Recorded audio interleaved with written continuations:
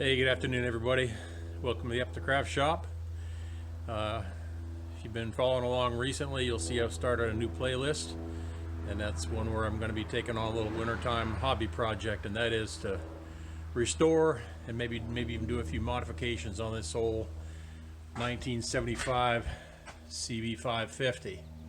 As you can see, the couple pieces are missing. The gas tank's been removed, the side cover, a few other minor odds and ends. That's because I've begun to take this apart, and so far I'm really enjoying the few minutes I've had a chance to spend on it. I can see a problem developing already, and that is, you know what? Comfort. Got a hard concrete floor here and a bike sitting on it. It's kind of low to work on. So what I want to do is create a lift table. Now this is going to be less about the lift and more about the table. I've got some ramps where I'll be able to get the thing up onto the table. So I'm not going to worry about creating a jacking mechanism so much as just picking a right height so that the bike, when it's on, will be at a good height for me. So first thing I'm going to do is I'm going to go up to my office, sit down at my desk, and do a little drawing. So we'll demonstrate that. I've come up with a concept drawing, and I'll show you how I did that on Sketchup. Then we'll come back to the shop and we'll get started on making the pieces and parts so that this project will be a lot more fun, a little easier on the old body. So here we're using SketchUp. It's a free tool. It allows you to do some concept drawings in 3D. The learning curve is a little steep initially, but boy, once you learn the basic tools, really can save you a lot of time and effort in the shop by designing everything on screen first.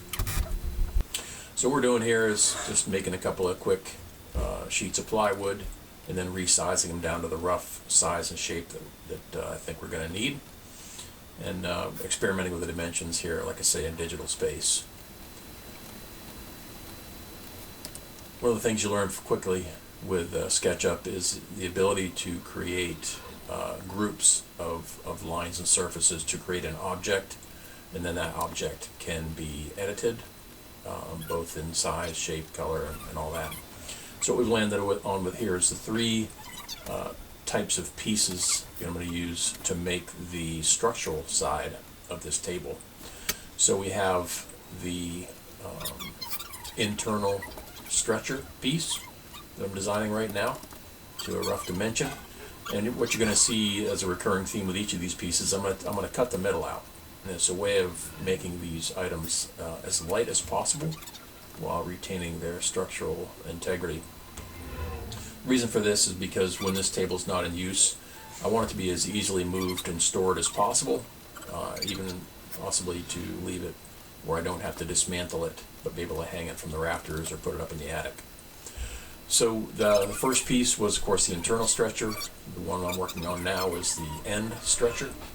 And the reason for the difference in shape is to have a wider stance and provide some stability to the table. The dimension of the table will be about 24 inches wide. The base of these end stretchers will be at 32 inches, so provide 8 extra inches of stability, and will double as a place to install future fold-down casters. That way the table can be rolled around the shop even with a bike on it. So you're seeing here demonstrated how once you've made a part, it's very easy to duplicate. And so you're seeing them duplicated and then now flipped and getting ready to assemble. You can see how easy it is even to rotate in all three dimensions with these pieces. The third piece that I have not yet manipulated, that is going to be the side of the table along the long dimension. So I haven't yet cut the cavities out of the middle. I'm just simply moving out of the way so I can orient the end stretcher.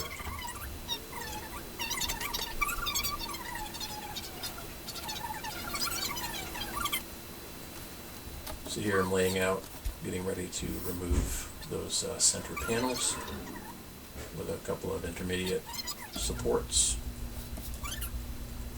These will double not only as vertical supports, but also a place to attach the inner stretchers, as you will see in just a minute.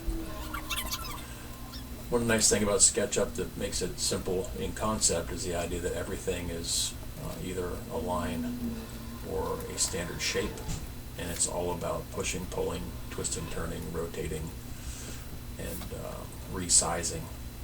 So once you get the idea about how it's supposed to work, it's all just a matter of getting some practice in.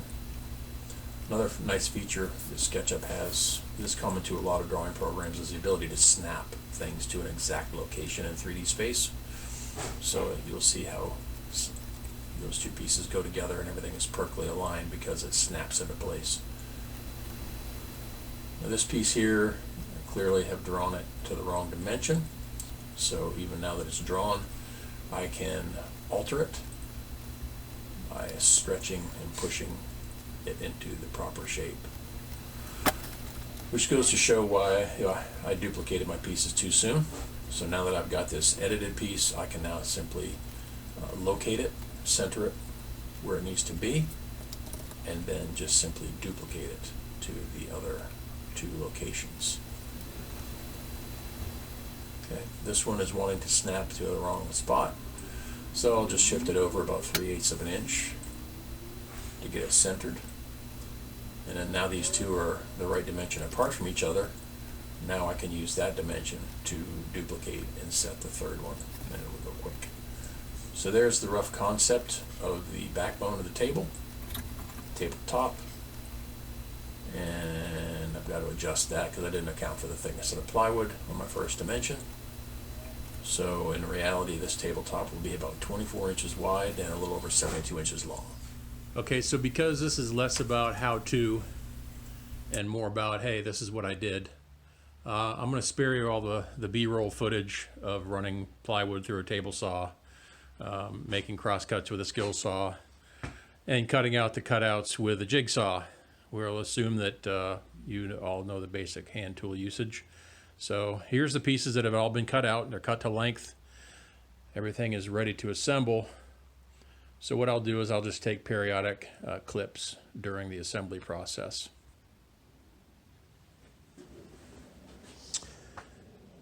Because I'm screwing into the end grain of plywood, I am going to pre-drill and countersink all my holes just to reduce the stress on the plywood wanting to split out.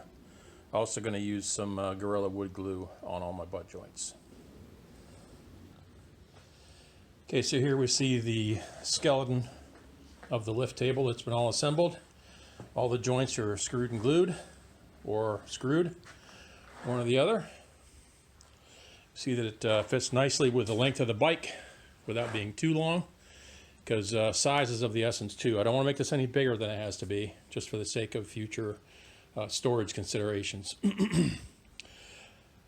I'm liking the splayed ends here to provide stability, but what it does is it makes me think that I probably could add a couple of inches to the width of the tabletop.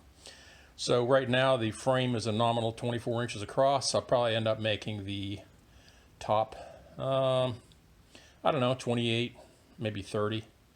It'll still be narrower than the base, but will provide that just a couple extra inches of storage and room to work.